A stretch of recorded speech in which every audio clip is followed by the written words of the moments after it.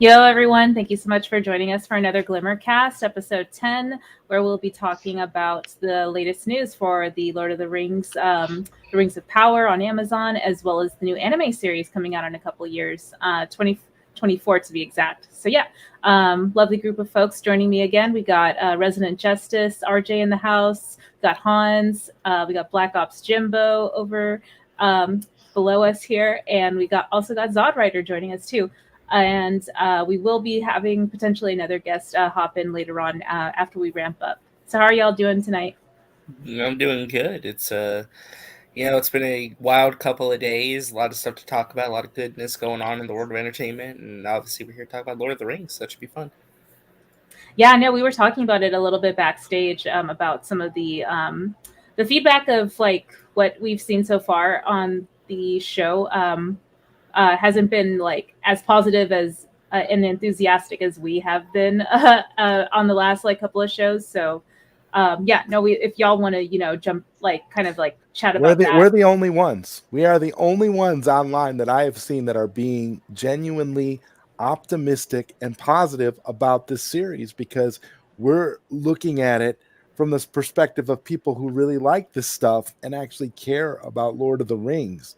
The stuff that people are complaining about now and nitpicking and attacking is all just superficial stuff. And that's my biggest problem with what's going on right now over Lord of the Rings. Hey, Bob, good to see you. Bob was on our first episode of the show. Bob, if you're available to hop on, I know it's kind of late for you in the UK, but I can definitely DM you a link if you're interested in joining us. But yeah, Hans, sorry, what were you saying? I said actually it's early in the UK. It's about 5:30 in the morning over there. Oh, my bad. Sorry. Yeah, no, early, late. Yeah, no. If you're up and want to, come in and chat with us, I will send you a link. But yeah, no, just popping in with everyone in the chat. Thank you so much for joining us. But yeah, no. So we have the trailer from the Super Bowl, at least like the teaser trailer to play for y'all, and we can definitely discuss it. But I'm assuming everyone here has already watched it, right? Yes. Yeah. Got it. I caught it during the game, so. Yeah, I have to watch it. This will be my second time watching it. I haven't watched it since we saw it after it came out during the game. Like I watched it online. So yeah, I can go. Are you gonna do a full play, or are we gonna be pausing in the middle of it? I'll do a full play, and then we can watch it again and then pause and talk about it. Is that cool? Yeah, I'm good with it. I've only seen it once, so it'll be nice to see it again. Okay, cool. Let me go ahead and share screen.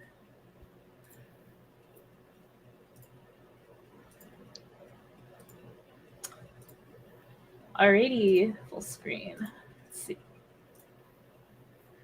Prime Video. Let's go. Haven't you ever wondered? Wow. Alrighty.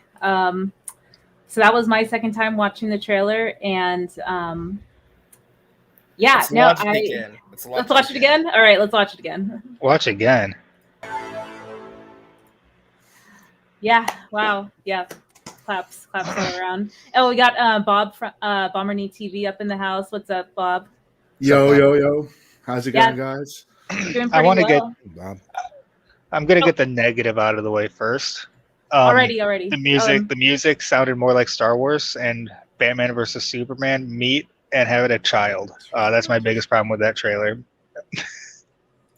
Interesting. So, like, do you I feel like agree it's with a it. little too modern sounding? Like it's trying to appeal to like modern like cinema scores? Like Kinda. It did kind of sound. It sounded like a sounded generic. yeah. Like if you go to the very end of the trailer and listen to the last few notes and in the music of it, it could easily play straight into Star Wars. They're using that. They're using the same chord progressions. Ooh, Or okay. similar That's chord an progressions. interesting catch. Yeah, they realize that this trailer is very much like this played during the Super Bowl. It's meant for a different kind of audience too. So the goal of this trailer is to make people who don't even know what Lord of the Rings is, or they're only vaguely familiar with it, excited for the show. Well, here, something just occurred to me, just clicked with me. I don't remember any of the Lord of the Rings trailers. Like the actual movies. So I don't even know what music they played in that.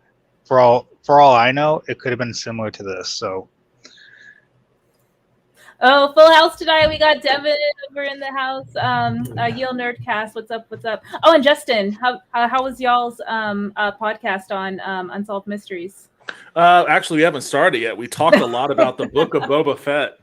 That's what's up. But yeah, no, we're all super eager to like just jump in and tear apart this trailer in a good way, like like not in like a negative, like toxic side sort of way. But yeah, thank y'all for joining us. Yeah, no. Have you guys watched it yet? We have. Did y'all already watch it?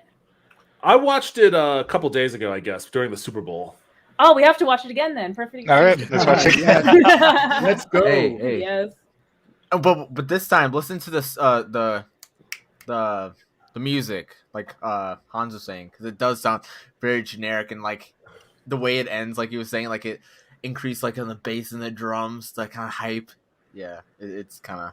And I definitely want to like hear Bob's take because he's also a musician, so he could probably like add some interesting takes on that. But like, let me play it again, and then we'll jive in. Put the pressure on. Jump into that. Okay, but yeah, let's go.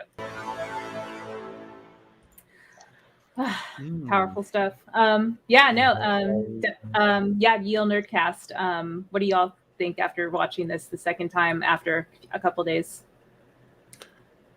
I mean, I think it still looks really cool. I'm actually I didn't know quite exactly what to expect of it, of any of Amazon's more fantasy-based shows, up until Wheel of Time.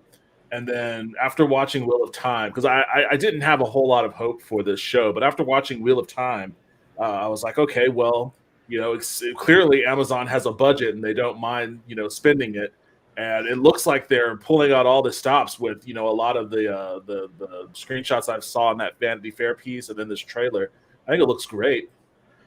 Holy crap! Someone else who's watched Wheel of Time. We're gonna have to discuss that. I haven't watched it yet. But yeah, I understand like kind of the apprehension with the adaptation of Wheel of Time being mixed compared to like what we're seeing in Lord of the Rings. But yeah, no, Bob, what did you think about the score for the trailer so far? Yeah, I totally agree. It was pretty generic and pretty safe. Like I was very carefully listening to it. Like it just seems very safe and very simple. Really. Got it. Yeah, no, it totally. could easily play into a Star Wars song. Yeah. Into the main theme of that main like Star Wars theme. Yeah, the very next note could carry that into it easily. It's probably because it's very Lydian, and Lydian's considered like kind of like the fantasy mystery like scale. Yeah, let's start chopping up the trailer and kind of like going over like, okay, what's the significance of this? Like, and Hans and H. Bartz and everyone else on the panel who's more knowledgeable on Lord of the Rings, y'all could probably comment on this. That if I had to guess, well, hold on. Oh, I wish I could get a better look at that statue. That might be this could be a lot of things. My assumption would be this might be Numenor, and this might be one of the ports on the island, because the statue doesn't look elf enough for me to think that it's the Valar or the man. I'm bad with names, but or the ports at the that they take at the end of the third movie. So just for folks who are like newbies like me, Numenor is where Frodo and Gandalf and the elves sail back to like the Undying Lands, right? No, that they go to the Valar. Numenor was an island in between Middle Earth and Valinor, and the Valar sunk it into the sea when the Numenor attacked. Went to try and attack the Valar on Valinor because they were forbidden from doing so. Really quick, let me check in with your Olde Nerdcast. What are y'all's, attachment, I guess, to the Lord of the Rings franchise, or the lore, or anything like that? Are y'all like casual fans? Are you like enthusiastic fans, or like hardcore fans? Like, yeah, I'm definitely a casual fan. My familiarity with the franchise comes exclusively from the movies. I've dabbled in the books, but not as much. I mean, for me, it's movies and video games. So that's pretty much it. Totally. But yeah, Olde Nerdcast, since y'all are newer to the panel, what is it for y'all? I think I read The Hobbit, and I might have read Lord of the Rings at some point. I it's hard to remember because I definitely started them, but then I saw the movies and I read part of the Silmarillion, and then I've got several friends that are way off into Tolkien. So I mean, I probably know. Like I knew what Numenor was, and isn't Aragorn a descendant of the Numenorians? Yeah, he's one of the last descendants. Yeah. And they're basically like men, but they're like better than men. They're they're like half. They're like men that live hundreds of years. Yeah. Yeah, I'm not a huge Lord of the Rings nerd. Like I watched those movies, and I did read The Hobbit, and I read Fellowship of the Ring, but and again, like you, that was a long time ago, and my familiarity with the franchise is mostly through those movies, which are among my favorite. I love those movies, but I wouldn't consider myself to be like a diehard Lord of the Rings fan. I'm no Stephen Colbert by any stretch of the imagination. There's only I don't think anybody else is. But I do love the franchise. Yeah, no, I would say like I'm a casual fan, but I'm interested in learning more about like the extended, lore outside of just what I know from the extended editions of the movies, which I love as well. So yeah, this is kind of the purpose of the podcast to regularly come and hang out and talk about the latest news of what we see on like the announced series coming out, and also we plan on kind of like revisiting the movies as well, and picking apart like what things we can expect to see that will be significant potentially in the Rings of Power series too. So yeah, it'll pretty much be like building up the hype till September when the show comes out, basically. But yeah, no, I know that folks in the audience were calling out that like H. Bartz was saying that potentially this is Numenor, like pretty much like what Hanz was saying, and H. Bartz says looks like the statues by the waterfall in Fellowship. Does that seem about right? Okay. Yeah, it gives me that vibe. That was what I was say for generic people who don't know so much about the lore, including myself. Yeah, it definitely gives you the vibe. But of course, on this scenery we get here, it's a little more complete than what we get in Fellowship. As someone who is very bad with technology, is there a way you're able to zoom in on that statue or not? Let me see if I can do that in my browser. I know I did it with the news article. Before. I want to see if there's any symbols on it that might give away exactly what it could be. That's the only thing big enough that we'd be able to make anything out on. But I'd almost be willing to bet money that this is Numenor. Let me see. I might have to try and zoom in manually, like with don't worry about it. Okay, sorry. Yeah, no, let me zoom out actually. I will say this though, It looks good. that looks awesome. Like that shot of that city in that bay looks fantastic. Then go to The Witcher and be like, "See, guys, this is what cities are supposed to look like." Yeah, no, I don't see like sprawling cityscapes or landscapes in The Witcher, which like kind of makes me feel a little like claustrophobic watching it, and it's hard to believe that it's happening in like a vast world or fantasy world, because like the absence of like shots like this. But yeah, I totally hear what y'all saying. I mean, this is a straight like Peter Jackson type of shot he would do. Yeah, they definitely seem to like. There's a through line in the production design from the Peter Jackson movies. H. Bartz and me are just on the same page all the time. I know he will be joining us soon when he is able to take time off work. But yeah, no, sorry, Olde Nerdcast, y'all were talking about Peter Jackson filming technique being called back in this shot, or I'm sorry if I misunderstood what you were saying. Well, just the whole trailer, it definitely seems like the production design is very similar. They're not, it seems like it could be The Hobbit or. Well, yeah, I mean that's a thing. Like, it's a tall order to ask anyone to do a Lord of the Rings anything after that Peter Jackson trilogy. And I think that the best thing that you can do is to, I guess, ape that production design to the best of your abilities. And technology and what we could do with VFX and computers and whatnot makes it a lot easier to fabricate, cityscapes like this to a degree where they look absolutely incredible. You can get a lot of the epic imagery that those movies had without needing the insane budget or production that movie expensive. It's still of course it's still really expensive, but yeah, no, and Bob, what are your thoughts on what we see of like the city renderings right now? Is it like does it like harken back to Lord of the Rings for you, or is it still kind of like generic feeling?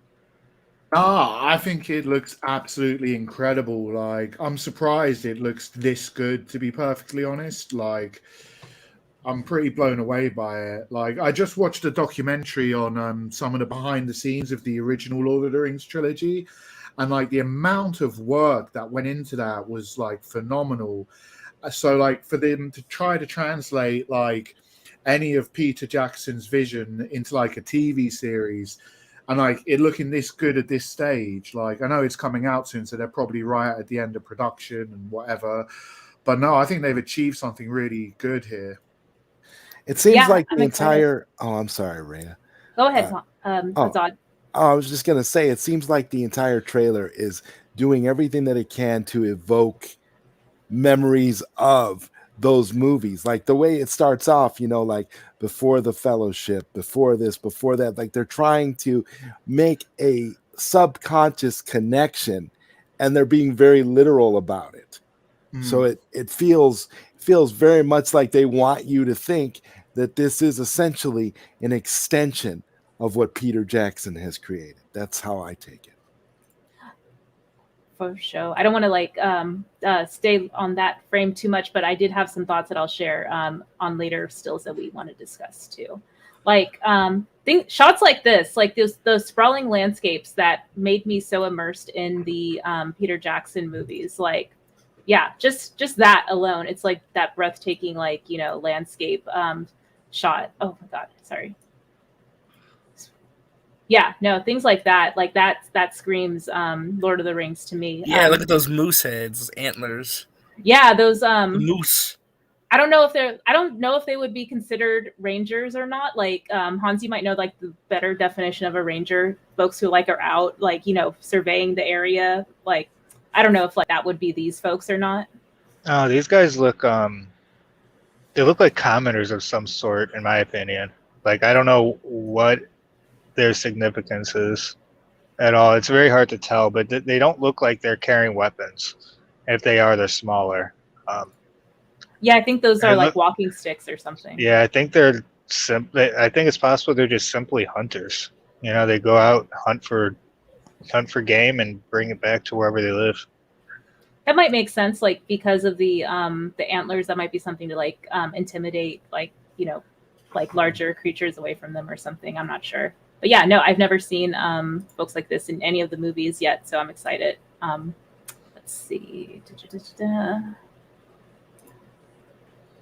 Okay, so I keep getting comments from Zeno saying hobbits are confirmed, and I have like not seen any like context or receipts where they are confirmed. But I was like looking at this person. Okay, so like I bring that up because I'm like, this person might be a hobbit. Like the texture of like hobbit hair is like what they remind me of, but it could just be like a regular human being. But anyways, Hanz, what were you about to say? I think I did see something saying that hobbits were confirmed. I don't know how true it is. If it is true, that's probably going to be like the thing I dislike the most about the show. It just wouldn't make sense because like how much they're like already time jumping across different ages. Yeah, it's like if there's hobbits in this and they do anything like very like world changing, like they did in the Lord of the Rings movies, it wouldn't make sense because before Bilbo did anything extraordinary, there was, I think, only one other hobbit, and it was a Took. And so it just wouldn't make sense for there to be any kind of crazy, like, famous hobbits before that. The hobbits don't come around until, yeah, exactly, H-Barts. He said it. Yeah, okay. no. I saw that comment. Hobbits don't arrive until the end of the Second Age. What time period does this show take place in? First age, right? Is this the first age? Second I don't know. age, It's supposed to be Second Age, but there's rumors now going around that the first couple episodes might take place at the end of the First Age. Like we'll be getting 3 episodes in September, like in a row when it drops, right? That's what it. I think that's what it said. Yeah, I think it said 3 episodes in a row. That's going to equal up to like basically a movie length, and it said it was going to be about the First Age.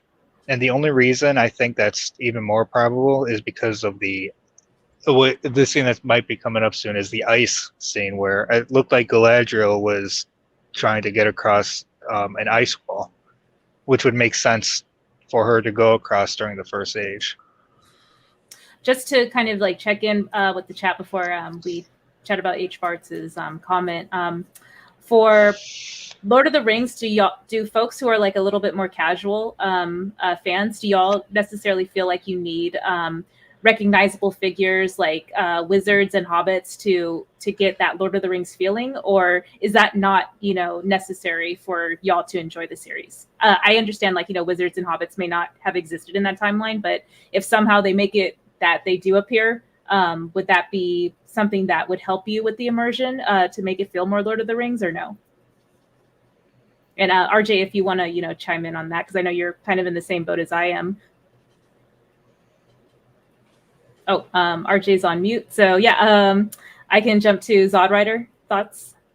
I don't really have a problem with them just following second age lore. I mean, this is so I kind of agree with Hans on the fact that if hobbits are in it, that's probably going to be my biggest criticism of the show, because I just don't think that hobbits belong in that timeline. But I'm getting to the point where I'm starting to see that it looks like they're just going to do what they want to do and try to tell a story that they think will appeal to everyone. I mean, at some point, you gotta realize that they're going to be cutting and pasting various elements from different eras all across Lord of the Rings mythology. So it's very possible we could end up seeing wizards and hobbits, and I wouldn't be surprised if the poster, where you see like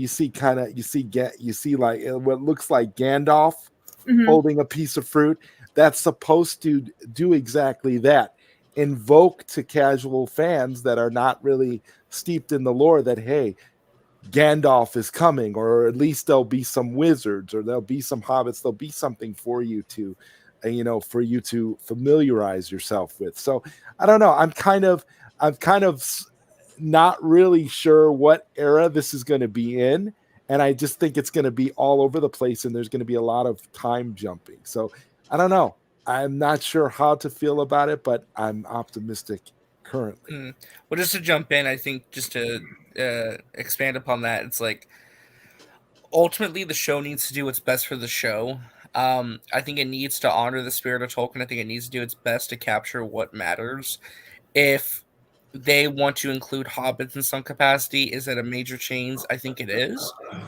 But I at least until I see the show, I will trust they have a reason for doing that. There must be some kind of story reason to include them this early.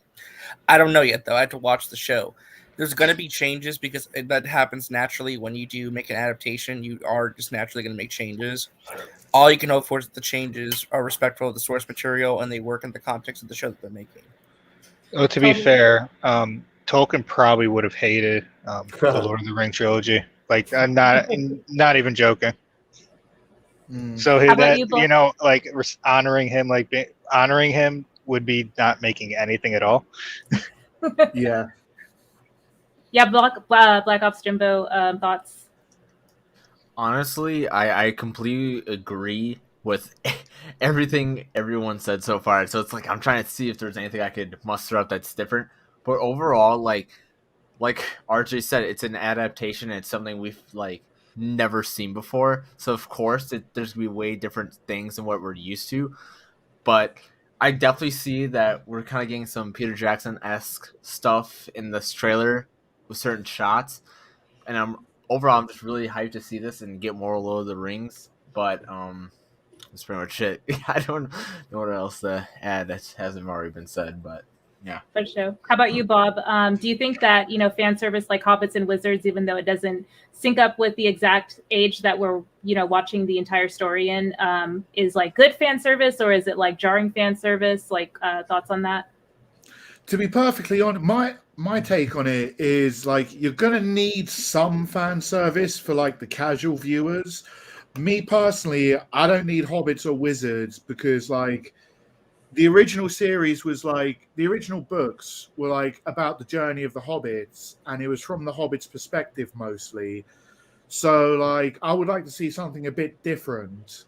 But I think that the series, I was going to save this for a bit later, but it's been mentioned that I think there's going to be a lot of time jumping around in this series, from what I'm gathering from this trailer. So I don't even know if we're going to see the hobbits in the same time as other things going on. I don't know if they might show a bit of later on in the Second Age and then flash back to the past. I'd really like to see that. But I don't know. They're going to have to include some fan service, otherwise you're going to lose the casual viewers.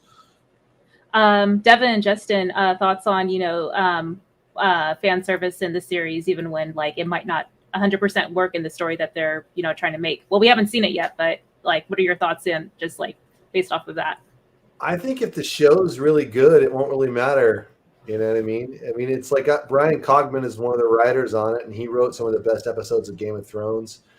And no one. I mean, most people didn't know anything about Game of Thrones going in. A few people had read the books and stuff, but they all got on board, and it didn't really matter to them. That so and so never went to Dorne or whatever. I don't know. If the show's good, then it won't. I don't think it'll matter that much. Devin, did you want to add on to that? I mean, I am the casual viewer, and I love wizards. So whenever you could jam wizards and wizard battles and anything, I'm never going to be sad about it. Again, I side with Justin. Like, it's just a function of whether it's well executed or not. Do people care about the characters? Yeah, I mean, are they compelling? Yeah, I mean, I get that people who are like diehard fans are kind of precious about adaptations like this. I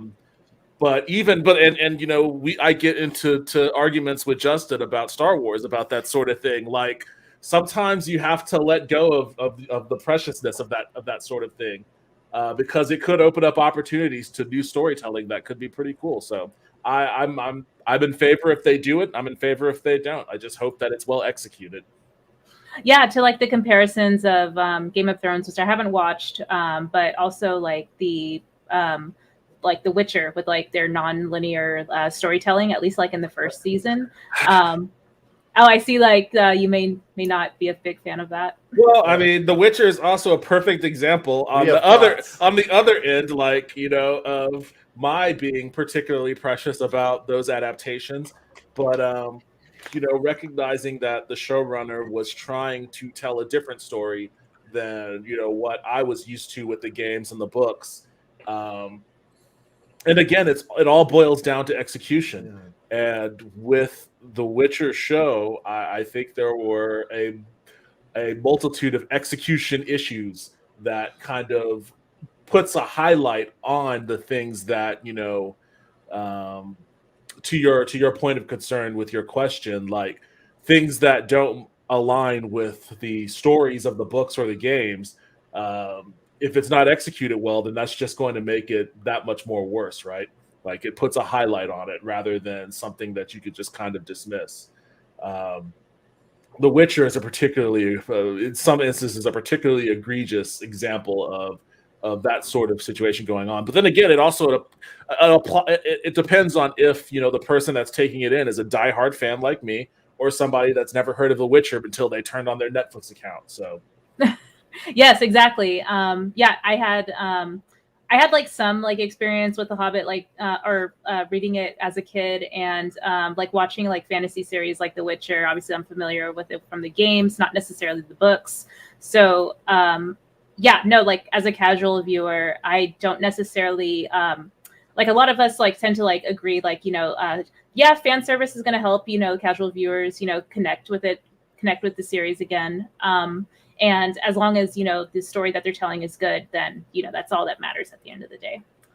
But yeah, going back to the trailer, about to hop back over to more scenes. Okay, before the king. So I think that's relating to before like Lord of the Rings and that period of like Return of the King and stuff like that. But yeah, this scene, watching it like isolated like this, I'm getting like Hobbit feels in a bad way in terms of like CGI. Yeah, the CGI is pretty rough on this one. Yeah, I'm like thinking like $500 million. I hope we see some improvements there. Anything like from the rest of the panels, thoughts on this? Is that Galadriel? Yeah. Oh. What's she doing up a mountain? I thought she liked forest. That's what I'm thinking too. Ray, I sent you I DM'd you a picture of the map of Arda. So in the first age, the elves travel across a bridge of ice, basically, kind of like our Earth. How when the Ice Age happened, there was a bridge connecting Russia and Canada, North, and people traveled across it. It's kind of very similar to that. See on the very north? Mm-hmm. That's to the elves part of the elves that went to Middle Earth traveled across that. Oh, And- right here. Yeah, it took them, I don't know, it took them years to cross it. So I'm guessing that that scene is somewhere up there, which would mean it has to be very early in the world of Middle Earth. So first age or early second I think age? I get mixed up so much because there's so much information. I think after first age, yeah, because after the first age, the sea rose and Numenor stayed there. The island Numenor right in the middle, and the Valar sink it during the third age. Got it. Okay. Yeah. No. Or the second age. So now we don't know, like, roughly, like, the Galadriel being, like, in this position. Go ahead. Just real quick, I want to jump in. What do you guys feel about, like, the effects and, like, the way, like, from a presentation standpoint this is looking? Because I've seen some criticism it looks a little too green screen-like. You guys feel like you're looking at Middle Earth, or does it have, like, that cold factor to it? Because some of the shots they selected, they just look a little too cold. I mean, it's just, like, me nitpicking. I'm just saying, like, I'm waiting to get that vibe that I'm back in Middle Earth again. I feel like it might just be the lack of Peter Jackson's direction, perhaps. But I don't know. Yeah, I want to believe that the show is going to be a little bit more polished and a little bit more more practical effects looking, at least, like, I would hope, because that was my, grievance with the Hobbit movies, that I could tell, like, wherever, there was a green screen, placement, even on, sets that were made to look like, more practical, even that, looked fake. Even the practical effects look fake. So yeah, no, that's kind of like my hope, is that, they'll do some more care to, make the, like, in this shot, for example, I feel like Galadriel is popping out from the background a little bit too much. In my opinion, I don't know if y'all have, like, any thoughts on, if the composition of, like, this, like, the practical effects versus, like, the CGI, like, how does that work for y'all, in your opinion? Personally, I think it's a necessary evil. Like, I mean, it's a TV show, so I'm cutting it a lot of slack for the CGI because of the budget. I mean, the Lord of the Rings, with all the practical stuff they did that's like impossible to, like, recreate.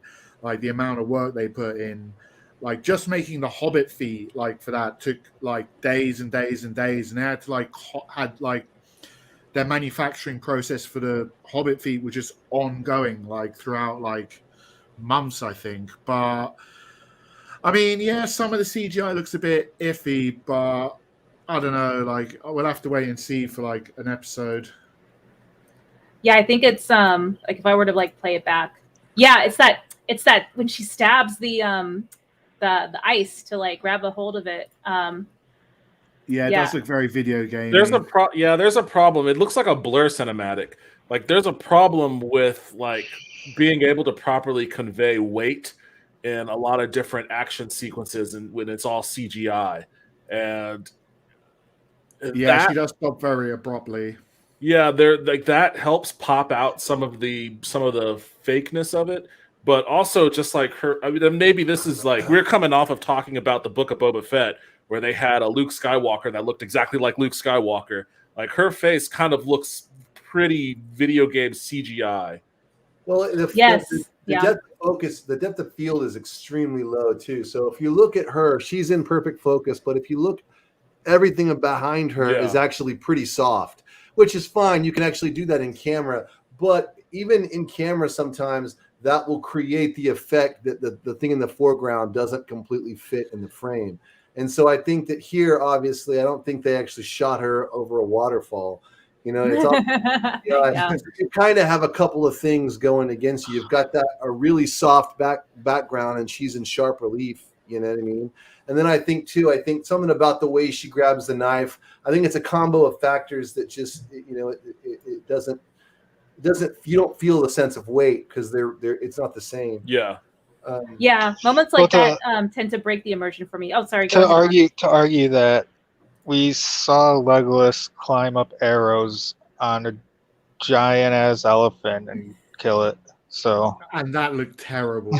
Yeah, that I mean, I'm just saying. I'm just saying. And that was like 20 years ago, and it didn't look good 20 years ago. So I'm just saying. Yeah, no, it's a good point. I think that something a little bit more simpler than a dude scaling a mammoth or whatever with arrows should probably look a little bit better at this point, 20 years after the fact. I mean, honestly, it probably would have been cheaper to just go find a cliff and shoot and give her a harness and shoot it. Because the thing is it's really expensive to do this CGI stuff. I mean, in a lot of ways, it actually is cheaper to get a crew and go to a cliff. Yeah, and shoot somebody but they were filming this during the COVID years, that's so true. And there was a shit ton insurance of is a concern. Those are great. No, seriously, production. No, you're right. You're right. Insurance is a concern. On top of all the other concerns. So yeah, it makes sense that that's why there's such a heavy reliance on CGI for stuff like that now. Yeah, no, I was just scrolling through the rest of the trailer to try and find more clips, like to the points that we're trying to make. Like this scene, or this shot compared to, when the boat is like being tossed around in the ocean. Like I would rather have more of this. I wouldn't need like the establishing shot. This is just my personal opinion. So like being in the ocean, like I don't really need that. This is all I need to communicate, what's going on or where he's at, this character. So yeah, I don't know if this is like a good example for what I'm trying to, articulate. It's that these CGI, renderings kind of like they do more harm than good, in my opinion, at least like in my immersion experience. I don't know if RJ, you have something to add. No, what I was going to say is, but what I like about at least this scene in particular is that from the Vanity Fair pictures we looked at the other day, that this was a set they built. This looked like it's not fully real, but that was a set they built, right?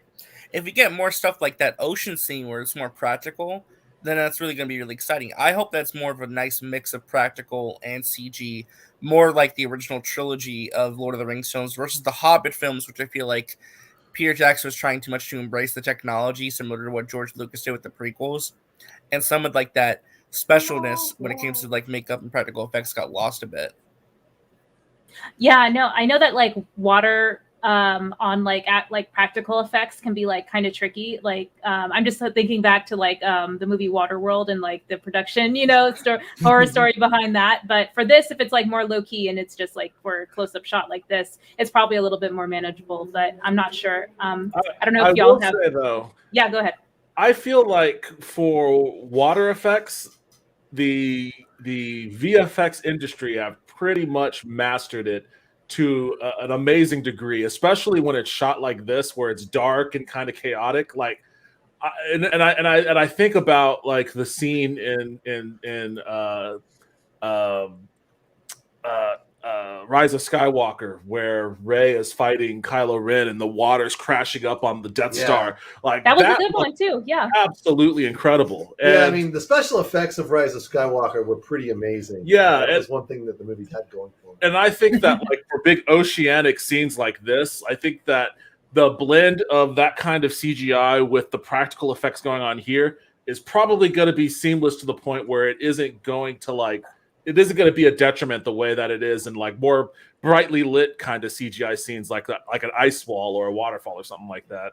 But for an example of like really amazing CGI, if you watch the last Mad Max movie, on YouTube, there's a featurette that shows the amount of those sets that were actually CGI, and it's crazy the amount of CG that is going. But the difference is that it's really mixed with a ton of practical stuff. So it's like they would be in the desert, they'd be, driving the trucks and all that would be real, but then they'd add CG to put some like, things on either sides of large outcroppings of rocks and do some extra stuff.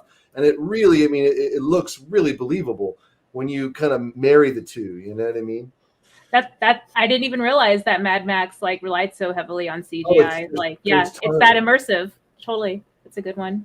But yeah, I'll go ahead and play through some more clips. Okay, so I keep pausing it. So if it's annoying to anyone, I just want to call myself out on that. But yeah, so slow motion in Lord of the Rings, I'm not a fan, or at least like the idea that I have of slow motion and what my idea of what Lord of the Rings looks like, the two don't really like overlap that much. I don't know if that's a hot take or if y'all have like your own opinions on that. Well, it's RJ, if you wanted to. Original. Oh, RJ, I think you're on mute, or Hanz, if y'all want to chime in. Oh yeah. Yeah, this character looks cool. I don't know. I mean, like I said, the shot's so murky, it's really hard to tell sometimes, Like the slow motion. Yeah. All right. Oh, Bob, Bomernee, did you want to chime in?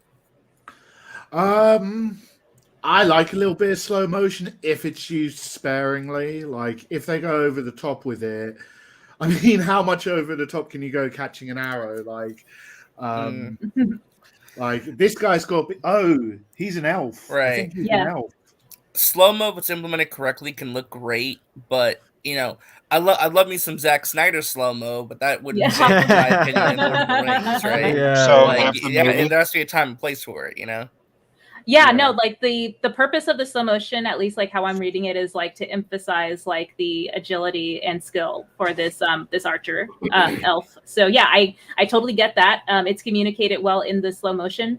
It's just like for me, Hanz, I don't know if you remember any like slow motion in Lord of the Rings other than maybe like close-ups of emotional like tears flowing from someone's face type of slow motion. I was trying to think if I could think of anything, and the only ones I remember, I think at the Battle of Pelennor Fields when Rohan's charging, Airmare gets a tiny slow-mo shot of him riding in. Mm-hmm. Aragorn does at the end of the Return of the King when he says for Frodo, but that, I mean, that fits. So I think the bits of slow-mo they do use is so forgettable, probably because it fits so well. So I'm not usually a fan of slow-mo unless it's very specific. I don't like too much. For sure. Does anyone else want to comment on the slow-mo, or y'all want to continue on in the trailer? I can go ahead. Doesn't Boromir also die in slow-mo? Oh yeah, no, that's a good point. I think like the arrows hit him in slow-mo. Yeah. And doesn't the ring, when it first goes on Frodo's finger in the tavern in Fellowship of the King, isn't that also in slow-mo? There's a lot of There's actually slow-mo. probably a lot You're of actually slow-mo. reminding me now. No, I was totally wrong. It just it's a big part of Lord of the Rings, actually. It just works. It works in Lord of the Rings. Rings because it's seamless in Lord of the Rings. You don't remember it because it doesn't stand out as bothersome, and it's not used in a gratuitous way. Yeah, so like that slow-mo bit he has here in this trailer is very, very short. Yeah, I hope he does I want to see more of this character in future trailers. I'll be honest.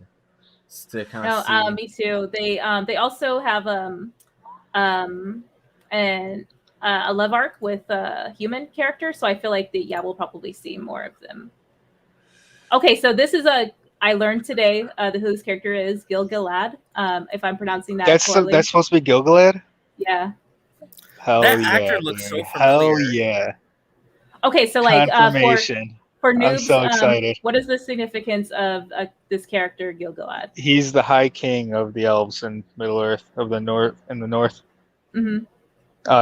Him and Isildur's dad fight Sauron before Isildur cuts the ring off, and so Sauron kills both of them first, and then Isildur is able to get his shot in.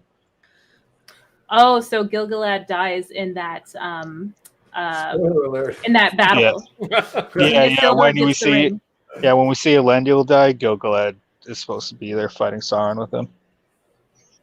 Got it. Yeah, no, RJ had to dip out. Thank you so much for joining us. But yeah, so let me see. H-Fart says Gil-galad was in a deleted scene from the opening of Fellowship. I don't think I have seen that since it was deleted. Was it even in the extended edition? I couldn't recall because I only just learned this character today, so I wouldn't even know if how to recognize him if I saw him without someone saying, "Oh, it's Gilgalad." But yeah. If I know more stuff, should I avoid saying it for spoiler's sake, or do you not care? Hell no, this is all new characters and like adaptations of books that are like almost 100 years old. He gets one of the elven rings. Him, like Galadriel has. Mm-hmm. How she has one, he gets one of the other ones. And I can't think of his name. H-Bart's probably can say his name, but there's another elf that who's like in charge of like the ships going to the Grey Havens that gets one. And those are the 3 rings that are given to the elves from Sauron, while Sauron is still trying to, trick all the kings and queens of the different realms to put on the rings. Okay, cool. Awesome. Yeah. Moving on in the trailer. Yeah, and then it starts to okay, so this scene is like less than like a second, it feels like. But yeah, no, I got big if anyone wants to like jump in, yeah, but just like I did get Lord of the Rings feels from shots like that. No, Hans, if you were about to say something, or Zod. Oh no. Nope. No. Okay. No, yeah, this feels Lord of the Rings though. I agree. I like it. Is Yeah. that Galadriel I again love on the white horse?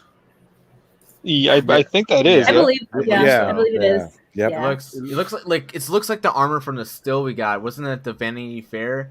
Yeah. Where we get that still. It looks exactly like the same armor, the hairstyle. Could it be? I don't know, because this is open field. The still looks like a city shot. But like, I really do like what was it? Return of the King, where it had that amazing open field cavalry sequence. It was amazing. So I would love to get more of that, and I feel like this scene is gonna be pretty cool. And yeah, I just want to see how it's done. And I mean, Game of Thrones. Speaking of like fantasy and like kind of like stuff that's been brought up, Game of Thrones also had really great, open field type sequences. The Battle of the Bastards was probably one of my favorite. The Battle of the Bastards was just incredible. I like that was crazy the way they done it. It was practical. They just put model horses and ran them at each other at 40 miles per hour, which I thought was crazy.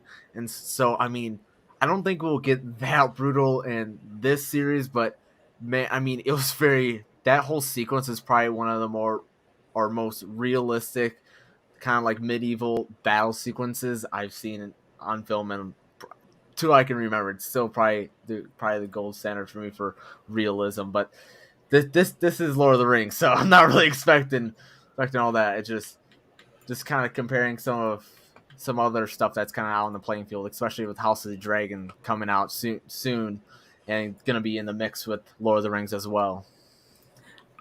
Speaking of CGI, just to push through the trailer a little bit more. This definitely reminded me of the Hobbit movies, and I tried to rewatch the extended editions of Lord of the Rings and compare them to the CGI of the trolls, I think, as they would appear in Lord of the Rings versus how they appear in the Hobbit. And I'm trying not to be too against the use of CGI for fantasy creatures, or not too critical of it, considering what I saw in the Lord of the Rings. But what are y'all's thoughts on some of the creature designs and the look of the creatures we've seen so far? Does anyone know what creature that is, or what it could be? Is it a cave troll, possibly? It does look more like a cave troll, like the ones from Lord of the Rings Fellowship, when they went through the mines of Moria. Yeah, but they didn't have big teeth horns, did it? Right. So maybe they're going with a different design. It looks like it's an orc variant. It does. Yeah, I'm honestly not 100% sure. Omicron, the orc, especially with the nose. Look at the nose. Yeah, that's a good point. The orc vibes for sure. H-Bart says medieval battle were actually a lot more tactical and less of chaos like we see in films. Oh, okay, interesting. So like what I like to imagine as like a medieval battle is not even really real. Interesting. But yeah, gonna go ahead and cut through the trailer some more. I thought that. Oh, like the person's face looked a little bit different. Yeah, because unless the person who's climbing, going across the ice thing isn't Galadriel, they're wearing the same exact thing. Oh, good point. Maybe it is someone else. Maybe it's you know what? That doesn't. It looks like Yeah, she hasn't got the same star plume thing she had. Yeah, that is someone else. Mm-hmm. And she's got a bit of a obviously an elf. Oh, so this okay. scene probably takes place on the ice on the ice mountain. Yeah. So that's probably what we'll see like in the initial 3 episodes. I think so. Yeah. Okay. Cool. Yeah. Again, some more, establishing shots in CGI. Yeah. They are like, they do like scream like fantasy, like high fantasy to me. So it does do that. But yeah, it's just the composition and lighting. And Justin, I think you called out like the depth of field is just a little bit, it breaks the immersion for me a little bit, but I'm assuming this is not the final product. I don't, I wouldn't assume that. I mean, they showed it during the Super Bowl, dude. I mean, I would imagine this is probably the close, at least for these shots, it's probably the final product. I mean, if I was working in the trailer house, I wouldn't put anything on the Super Bowl that wasn't as good as it was going to look. You know what I mean? Because they don't want people looking at it and thinking it doesn't look good. That's a good point. Weird. But it doesn't look real, but parts of it look real. It's weird. Real enough, yeah. No, you're right. To me, it looks very. Well, there's a reason why it only is on the trailer for like a fraction of a second. Yeah. Oh yeah, now we're like I'm just like zooming in on everything frame by frame. Sorry, Hans, what were you about to say? It looks very fantasy to me, which I feel like does work for the first and second age because in the third age there's the least amount of like magic in Middle Earth at that time, and that's actually a really good point. So it's like in the earlier ages there's more magic, more magical things happening, just in general. So this is like supposed to look like otherworldly. Okay. I don't know if that was their intention, but it works for me. It makes it look more fantasy, more magical to me. I love how it like segues into dwarves and Elrond. That's going to be young Elrond as we've learned, and I believe this is one of the earlier ancestors of King Durin, the like king of the elves, or not elves, sorry, dwarves. Is that right, Hans? Durin's Bane, right? Yeah. Okay. Cool. Just wanted to make sure. Yeah. No, this makes you really happy. Seeing dwarves. That's something identifiable that makes sense. And what I'm hearing is like the age that the lore is taking place or the story is taking place. And yes, just like some of the like character like close-ups and stuff like that. It's helping me get more like I guess like acclimated into like this version of Tolkien's Middle Earth. Sorry, was someone about to say something? Wait, no? Go to the boat scene. Just play it through real quick. Okay. Right there. Whoever that is looking at her ears to see if she's an elf. Oh. That's a nice look how he does it. Look how he checks. Yeah, he's looking. He's checking to see if she's an elf. Yeah, I don't know why that stuck out to me. That's interesting. Like I think we learned from the Vanity Fair article that this is probably going to be in episode 1 when Galadriel is like lost at sea and she runs into this newer Numenorian character who's like basically like half man, half like with the blood of like he's one of those long living humans, the Numenorians. So yeah, like I think this is where they first see each other. I could be wrong. The Valor called their death their greatest gift. The death of the Numenorians. Yeah, the Numenorians not living forever like the elves. Mm-hmm. The Valor told them that was their gift to them. It was supposed to be a gift. Oh, I see. The gift of death. Of another species. Wow. Yikes. Happy birthday! Here's genocide. Oh, I know. I'm just like, Or we didn't age. Like we could still die at like 80, but we stayed young the entire time. Was it negotiable? Yeah. So was there beef between the Numenors and the elves? Some of them. Right. Yeah, the Numenorians kind of split into almost like a civil war. Not a civil war. There's a lot of disagreements with the Numenorians. There's a lot of history that I can talk for an hour about it. But yeah, there's a split, and some Numenorians even become what was called Black Numenorians, which is, if you remember the extended edition of The Mouth of Sauron, he's a Black Numenorian. He's a Numenorian who sided with Sauron, and they all got extremely corrupted and misshapen and shit. Yeah.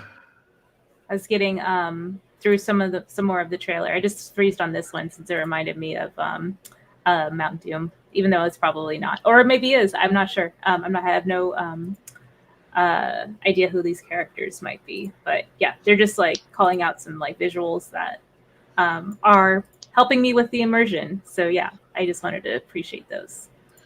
Yeah, I wonder if that is a callback to Return of the King, but I don't think it is. Oh yeah, those couple shots. Yeah, that's the vibe I got too.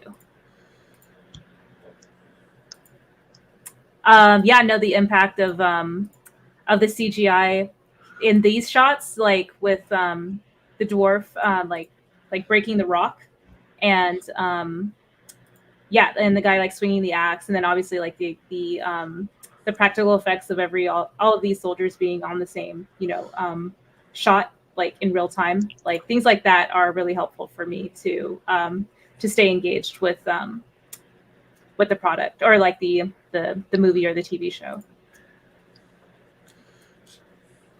Let's see, and I think that's it. I don't. Oh yeah, go ahead. No, I'm just saying that's a Hobbit in it. Oh, I'm like thinking like that's Tom Bombadil. H-Bar's had a question about like Hans, do you care for Tom Bombadil? To me, he is okay and no big deal. I mean, in the story as a whole, he is just okay and really no big deal. The thing that makes him a big deal is the lack of information on him and the amount of information he has and the things he's able to do. Yeah, no. The Olde Nerdcast. Do you recall a character named Tom Bombadil and like why he's so cool? Isn't he supposed to be a god? Isn't he supposed to be a god? I guess there are allusions to that. I just remember reading those poems or songs or whatever he would sing whenever he popped up, and being like, "What am I looking at here?" And that was probably one of the weirder moments in reading that book. But I have vague memories of that. But I remember the character. Yeah, totally. Let's see. Yeah, no, that's pretty much breakdown of the trailer. Yeah, no, that shot there, like showing like dirt under their fingernails and hands and stuff. It does help me. Things like that. So I guess I'm more partial to like the close up practical shots to like stay engaged. But I am excited to see like how they're going to better intertwine the CGI and stuff and not make it as jarring. But yeah, no, any like last thoughts on the trailer before we take a look at the Lord of the Rings anime news? I'm excited for it still. Mm-hmm. I think it'll be good. And, changes are okay. I'm okay with the good adaptation. Agreed. Yep, me too. Yeah, totally. Yeah, I'm getting more and more hyped for it the more I see. Just like really quick, H. Bartz's question, Hans, kind of reminded me of the Battle of the Hornbug. Which one would he do you think H. Bartz is referring to? Hans? The battle scene, maybe? Oh, okay. So like what was the significance of the battle H. Bartz called out? That was the battle at Helm's Deep. Oh, gotcha. Oh, yeah. This definitely, yeah. I get that same feel for sure. I'll keep going. This, Yeah. Yeah. Cool. I think the orcs there look good. You see that in the background though? The big fire. Yeah, there's a fire. Looks like there's trees on fire. Oh, okay. Oh man. Oh yeah, orcs. Yeah. Okay. That's Are another. they walking trees? Yeah, are they ents? Yeah. I don't think so. Let me see some badass end scenes, please. Yeah. Yeah, no, I'm still very excited. And like I said, I want to try and be a little bit more critical, but then also be open to like just like, you know, watching and seeing what happens, because I'm still very, very much excited. The orc armor is like on point though. Mm-hmm. Yeah, no, definitely. I get that vibe for sure. Yeah, the spikes and the indents and stuff like that. Just, oh man, this is just the way you pause it, this still right here is just, oh man, it's great. It's great. Black or Urooks maybe. Oh yeah, the types of orcs. Yeah. Cool. Yeah, no.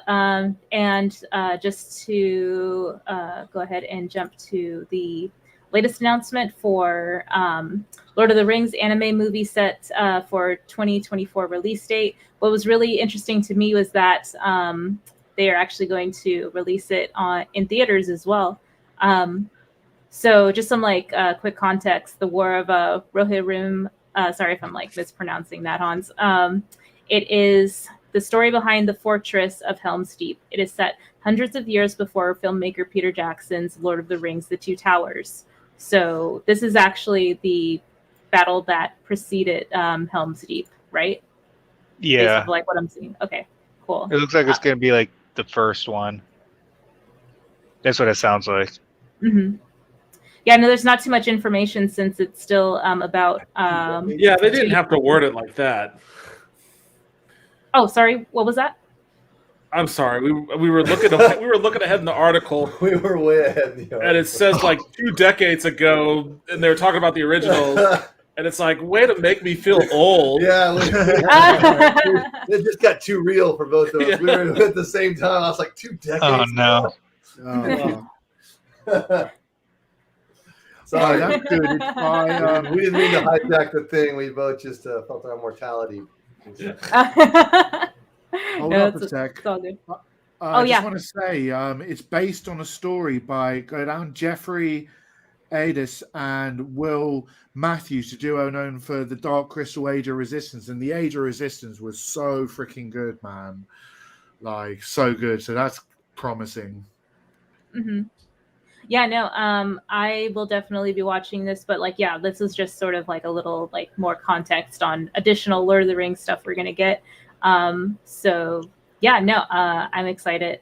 I am hoping that we do get some more production art and stuff like that we can also discuss too.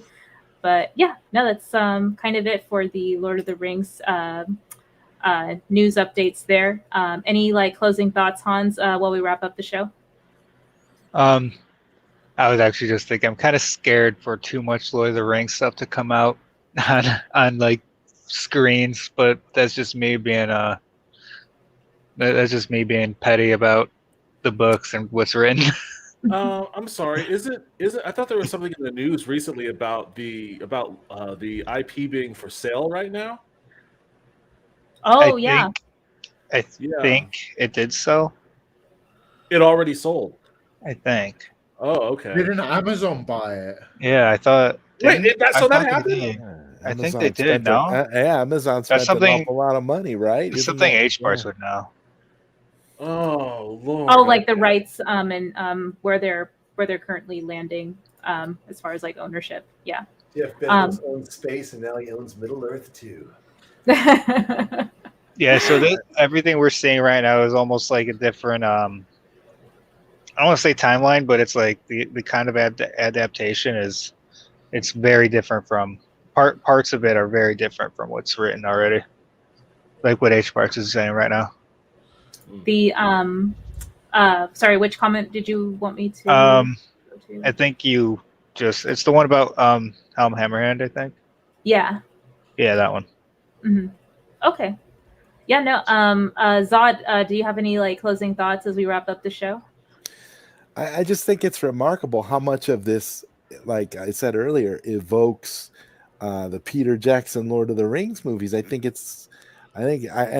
believe that that's all intentional, and I think that's a good thing too, because if you want to make the audience familiar and get people on board who don't normally wouldn't normally watch that, well, everybody knows about the Lord of the Rings movies, so if you can kind of blend this in with that as much as possible, you'll get more viewers. So I don't know. I don't think it can be a bad thing. And we also have to remember that Peter Jackson is on board as a consultant or something for this project. So I'm sure whatever they use from his catalog of films will have his blessing. I don't know. Yeah, no, and Devin and Justin, closing thoughts as we wrap up the show. Looking forward to the show. Hope it's good. Yeah, totally. I'll watch it probably even if it's not. Same, honestly. Elves and stuff, you know what I mean? Yeah. It looks like it's heading in a cool direction. Like, again, as Zod mentioned, it has strong nods to the Peter Jackson films, and I love those films, so it already has me on board. Amazon, I know that there may be some amongst us who disliked the Wheel of Time show, but I found it enjoyable, and I thought that the visual design of the show was incredible, more than I was expecting from it. So, in my view, Amazon has built positive equity with me in the fantasy television genre. So I'm willing to have high expectations for it. Totally. And Bob, Bomernee TV, closing thoughts as we wrap up the show.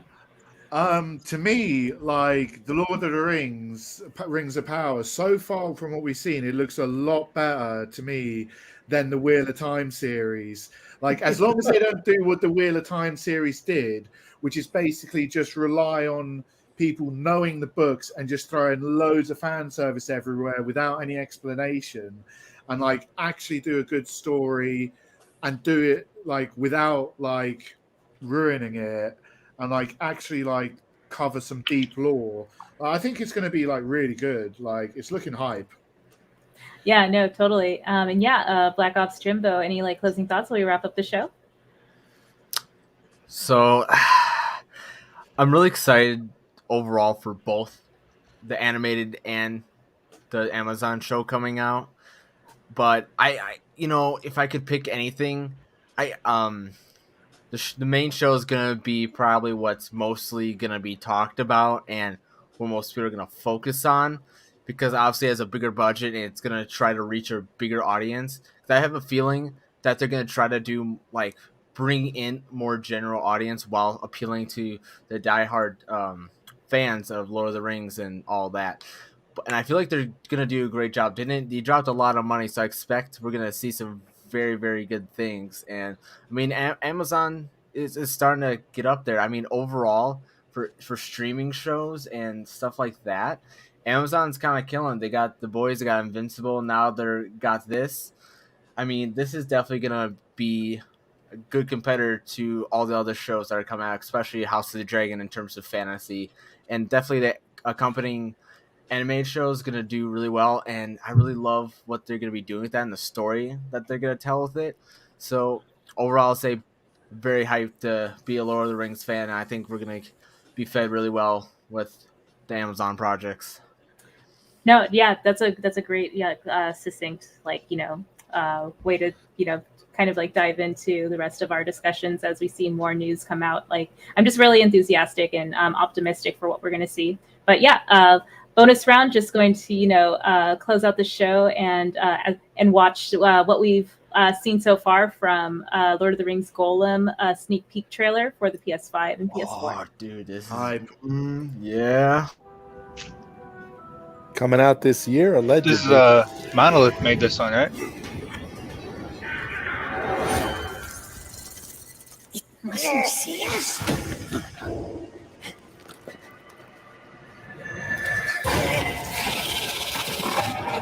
No, don't look at us. The precious is gone.